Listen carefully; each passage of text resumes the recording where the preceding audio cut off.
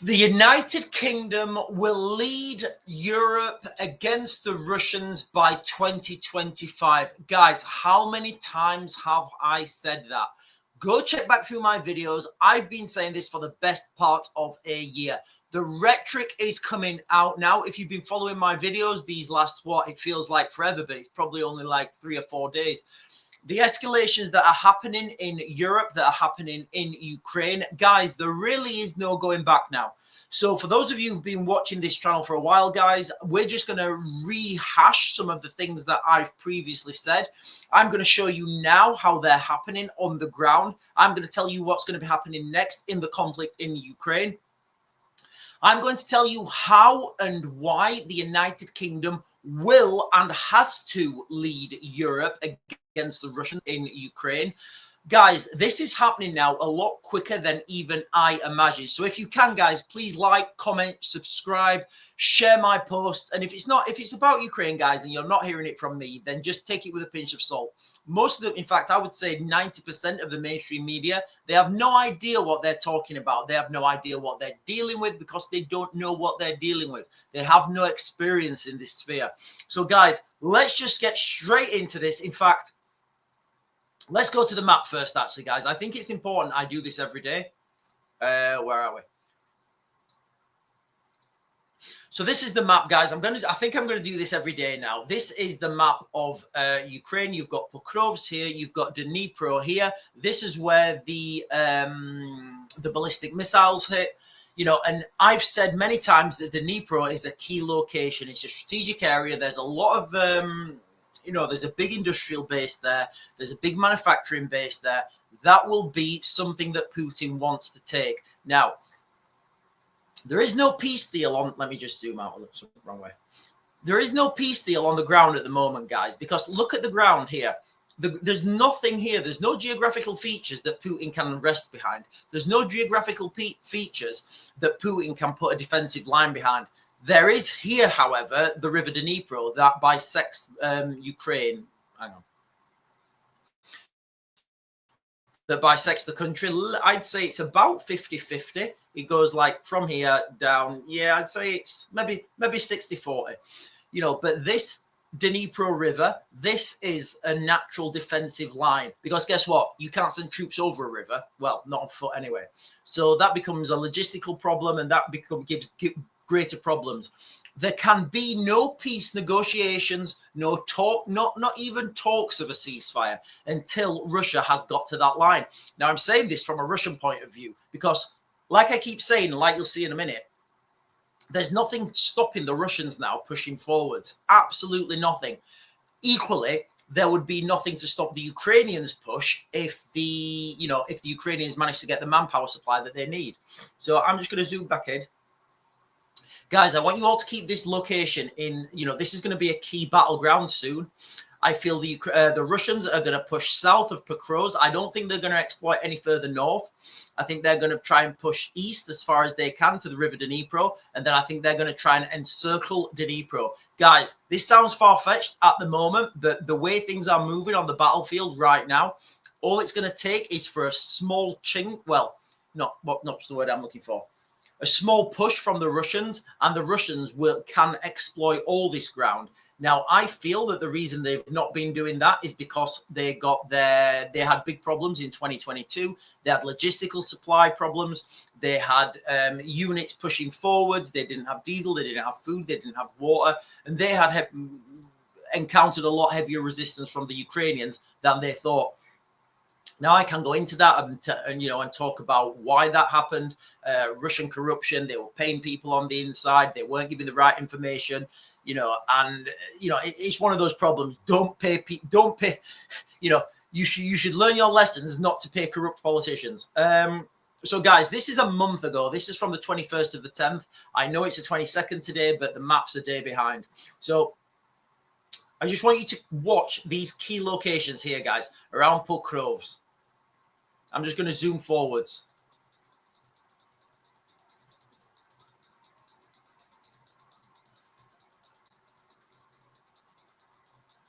You see, guys, the front line is collapsing. Here, this region here, they've done, I don't know what's here. I don't know what's here, or I don't know what's in around this area, but they're using a pincer movement here. So if you look in this location, there's something here that's stopping them. I genuinely don't know what it is, but you can see how they're circling it, going north and south, and then they'll just close that circle off. So whatever's there in Hanivka, they're just going to close that circle off, and then this will be, you know, any troops that are in this location, they won't be able to get out. They'll become entombed, I guess, and the Russians will, you know, overrun them. This has happened time and time again. It's an old Russian tactic, literally dates back to the Second World War. So that's the situation on the ground at the moment in Ukraine, guys. It's not looking good for anyone. Guys, the United Kingdom will lead in Europe against the Russians. Now, let me go to this article. Guys, remember, like on, I think it was Monday, you know, when was it Monday? I can't remember, guys. This week has literally all melted together. I think it was Monday when we said, you know, I told you guys when the ATACMS were authorized. I think it was Monday. I said, guys, listen, the next thing for you guys to look out for is the Storm Shadow missiles being used. The Storm Shadow missiles were being used. Then I said, in fact, you know, I said, guys, the Storm Shadow missiles will be used, and then you'll see the rhetoric for boot on the ground. Now, the Americans giving the Ukrainians landmines, that is a key development, because what that's going to do is, so landmines, I think these are going to be used, as you can see, guys, from the map. The Russians don't, you know, there's nothing stopping the Russians apart from their own supply chain. So I think these, well, more or less positive that these landmines, these anti-personnel landmines, are going to be used to form some sort of defensive line when the Ukrainians retreat. Now, there's going to be a lag. I don't know where these landmines are coming from. I don't know whether they're already in Poland. I don't know whether they're flying in from the United States. I know that from what you guys have told me, there was a lot of US aircraft landing at Bryce Norton. I don't know if this is related. You know, I've got no inside information on this. But, you know, it's going to take time to get these landmines in sufficient numbers from point A, wherever they are, in storage. And again, they may already be in Zheshov. I struggle to see how that is, you know, and I struggle to see how that's in Kiev. They're in Kiev either. But it's going to take time for them to get from point A, wherever point A is, whether that's in the United States, whether that's in Poland, you know, it doesn't really matter. Whether they may even be in the United Kingdom. It's going to take time for those anti-personnel landmines to get to the battlefield, to get to the front line, to be laid down in fields, and then to be effective. Now, I'm hearing from my sources on the ground that these particular landmines have a battery in them. The battery, once the battery dies or once the power goes, the landmines are in her. So I guess it's it is a positive thing. Landmines are dirty business, guys. Especially anti-personnel landmines. They're a dirty business. They're legacy items. They have problems with the food chain. They cause problems in the food chain.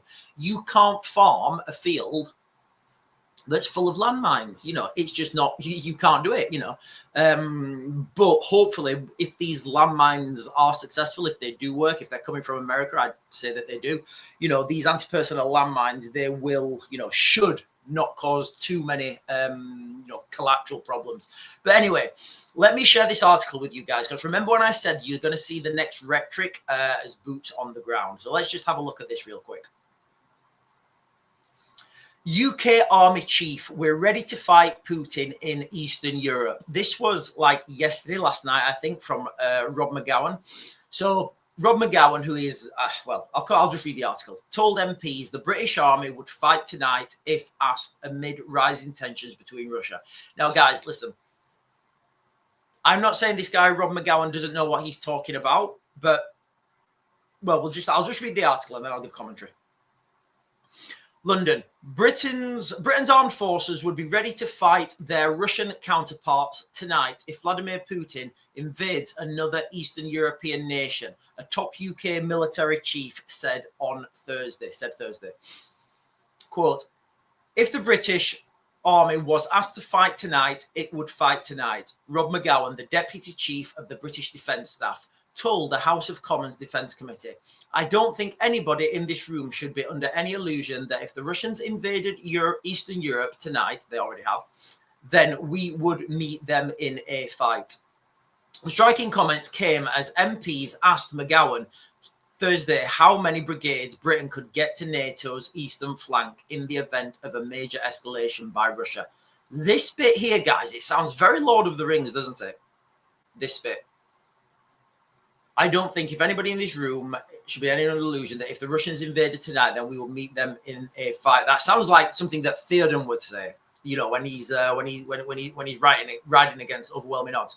So, guys, listen, you know, I'm sure these guys know what's going on behind the scenes. I'm sure they're not stupid, although a lot of, you know, I'm taking nothing off the cards at the moment. But Britain has to take this leading role in Europe. Britain has to do that because Britain has the, and I've said this before, guys, I've said this many times, but I know a lot of you guys, you know, you may be watching the channel for the first time.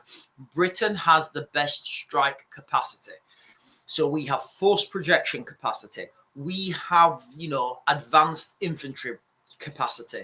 We've been doing this for a long time. And you know what, guys? We've done war before. We know how it goes. So the wars in Iraq and Afghanistan really honed, well, the conflicts in Iraq and Afghanistan. I'm not sure you can call the one in, I'm not sure what you call Afghanistan. But the conflicts in Iraq and Afghanistan really honed the British military skills on this force projection, this, you know, giving them this special forces ability to go and conduct raids behind enemy lines or on the front line, you know, taking ground and seizing ground. What Britain lacks, and that we do lack, we lack the heavy armor, we lack the tanks, we lack the artillery. Yes, of course we have them, but not in significant numbers. And what do I always say on this channel, guys? We are heading towards a conflict of an industrial scale. So, like before in Iraq and Afghanistan, not the Falklands, you know, going back where you can use small teams of special forces deep behind enemy lines. That's off the cards right now. That is not going to happen. We have a front line. We have a front line, and one side of that front line is safe. The other side of it's not safe. Yes, I get that people were going into Iraq in the first Gulf War. What was that, 91 or something?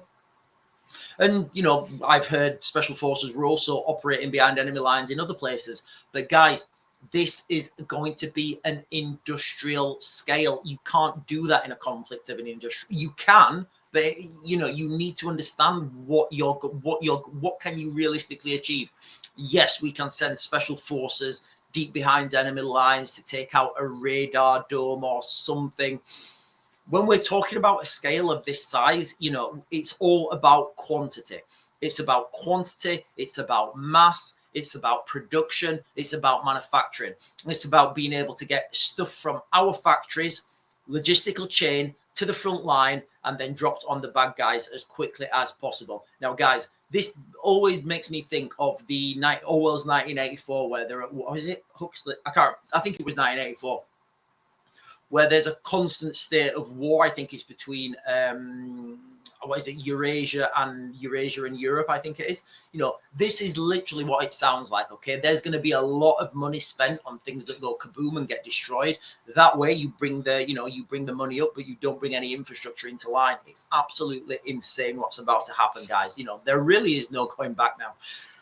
The use of this intermediate, I don't know what they're calling it. First we said, initial reports were that the attack on Dnipro yesterday was from a intercontinental ballistic missile. I reported that, guys. I got some footage out of that as quickly as I could. I was actually a little bit slow doing that. I was out.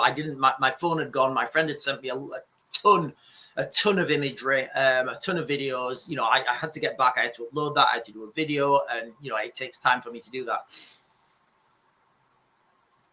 The significance of this, and I don't know if you guys know or not, and again, I don't know why the media seem to be playing this down. It's absolutely wild, the escalation that's just happened. This missile, I don't know if you guys know, but this new missile went into space. That's what ballistic missiles do. They go up, they go into space, they can go into orbit, although I don't think this one orbited, and then they come down and strike a target. Guys, look at the level of accuracy that hit with. It's unbelievable. That could be the last sights that some people, would ever see before that mushroom cloud goes up. I think they're using these missile systems. And again, this is just my speculation. I think the Russians have started to use these missile systems to show that they are not a threat to the United States. Now, these intermediate ballistic missiles, I think these have been developed literally for a war with Europe because they have a different signature to intercontinental ballistic missiles. So and again, from the video I did last night, obviously more information's come out from the video I did last night, and I said, we're gonna see that if we see the normalization of intercontinental ballistic missiles now on the battlefield, what happens the next time? What happens the time after that? What happens the time after that? After these decide to be nuclear tipped? Well, if this intermediate ballistic missile has a different signature, which we're told it has, that would mean that the Americans could see these things launched all day, and every time they're launched, they know then they're not going to come into the United States. Guys, go back through my videos. Over a year, I've been saying that the United Kingdom and the US will divert. You'll see a diversions coming. It's key now what in fact, let me share these articles with you. The United States, and so there's been an international arrest warrant for Benjamin Netanyahu. I think he's the prime minister, I think he's the prime minister of Israel. Oh, sorry, for Benjamin Netanyahu. Now, the significance of that is it's showing us this diversions. So the United States and Israel have rejected this arrest warrant. They've said, no, we don't. No, we're not interested in this arrest warrant. It's not justifiable. Well, I'll just share the article, guys, and then you guys can see for yourselves. Where are we? And again, this just shows you what I'm saying is actually true. The United States will invade Iran. US and Israel reject ICC warrant for Netanyahu's arrest as a number of countries signaled they will abide by it as it happened. So you've got the United States and Israel. Remember, guys, those two are the main guys who are going to be having the war in the Middle East. So we've got that. And then also we have got, where are we? We have got Keir Starmer coming out and saying we've got Keir Starmer, obviously British Prime Minister, saying he supports the arrest of Netanyahu. So you see now, guys, you see these diversions. How can the United Kingdom be involved in any conflict supporting Israel in the Middle East if Keir Starmer backs the arrest warrant? Like, it just makes no sense. But now you're seeing all these, here it is, guys. So now you see these things coming to the fore. These things I've been saying, they're going to happen. So, guys, this is the reason why it has to happen. This is the reason why we're heading towards a global conflict of an industrial scale. There's no stopping it now, guys. There isn't any stopping it. The United Kingdom will lead in Europe. And again, so the United Kingdom have the strike capacity. So because the United Kingdom have the strike capacity, they will be leading. They will be at the front. No one else can do this. And you've got to... people don't understand military's capacities. I've been all around the world and I've trained with different militaries. I've seen different militaries in action. I've worked as a governmental advisor. I've worked for British embassies. I've worked for other embassies. And I understand how the militaries function. I understand that some militaries can't do some things. I understand that, people are different. Militaries are different. The Polish military doesn't have the same capacity as the British military. The British military doesn't have the same capacity as the United States military. Guys, when we're talking why this has to happen, the United States has to, wash its hands on Europe. It's going to happen. So for all of you guys who are thinking Trump's going to make a peace deal and he's going to stop the war within 24 hours, no, he's not.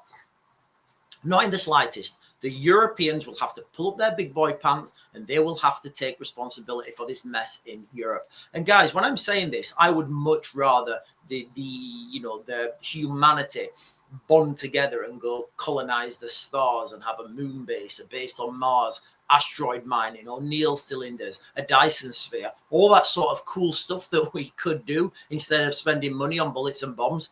But that's where we are at the moment, guys. There's no going back now. Hopefully when this is over, we can do all that cool stuff. But right now, guys, you know, we're in a car crash. We can see what we're going to hit. No point complaining about it. You know, we're going to hit that wall. There's no stopping it now.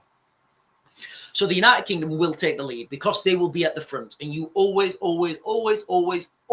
have to lead from the front.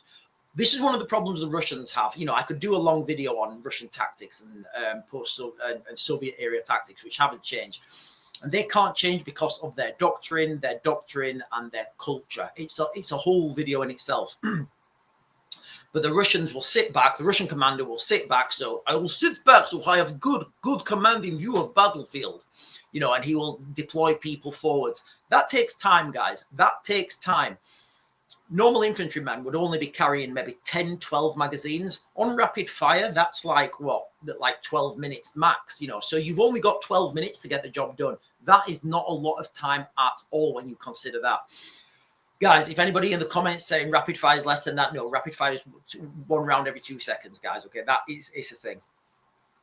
So this is how, you know, this is how you contemplate things. 12 minutes. How long is it going to take for that Russian commander? I'm a Russian commander. I'm set back. I need information telling me what battlefield is. You know, how long is it going to take for that commander at the, you know, that private soldier with limited experience, potentially a conscript, on the front line to pass that message back to the commander? How long is it going to, does he trust that private at the front line? Does he want to get a second opinion? It takes time, guys. Remember, you've only got 12 minutes. The British way of doing that would be to have the leaders at the front. So as soon as they're in a gunfight, as soon as you're in a battle or whatever it is, you know, the commanders can make the decision and start making orders. That is fractal, okay? So if you're at the front, you need to take the leadership role. You need to start dictating where you put assets, where you put armor, where you put artillery. That's why Britain will take the leading role. There isn't another country who can do that. You want your best foot forwards, and that is the British. Which brings us on to conscription. That's another you know, topic about conscription. People are talking about conscription. I don't see it on the cards just yet because conscripts, if you were to conscript people into this force, you would dilute the potency. It wouldn't be as effective. I'm not saying it's not going to happen. I'm saying if conscription does happen, it's going to be, they're going to be, you know, they're going to be new units put together. So the United States will, and again, I don't, the video is about Ukraine, but the United States will focus its efforts in the Middle East because if to invade Iran, you need to, it has to be an amphibious assault, and the United States are the only ones with the logistical capacity to do that.